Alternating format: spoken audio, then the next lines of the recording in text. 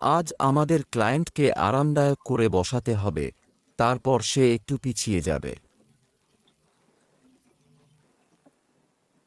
আপনি আরামদায়ক থাকবেন যাতে পানি ভিতরে থাকে। যদি না যায়,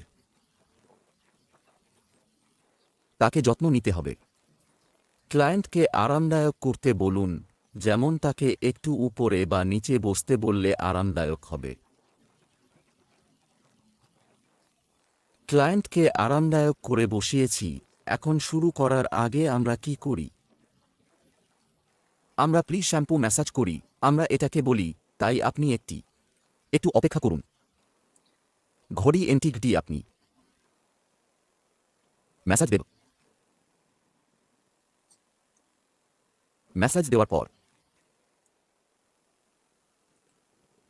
তারপর পানির তাপমাত্রা পরীক্ষা করবেন। আপনি গরম পানির সাথে শুরু করবেন। আপনি গরম পানির সাথে শুরু করবেন। আর তারপর ক্লায়েন্টকে জিজ্ঞাসা করবেন তাদের তাপমাত্রা কেমন চাই। যদি তারা একটু বেশি গরম বা ঠান্ডা চান, তাহলে সেই অনুযায়ী আবার চেক করবেন। শুরু সবসময় হালকা গরম পানি দিয়ে করুন। আমি চেক করেছি। এখন আমরা ধুয়ে ফেলব।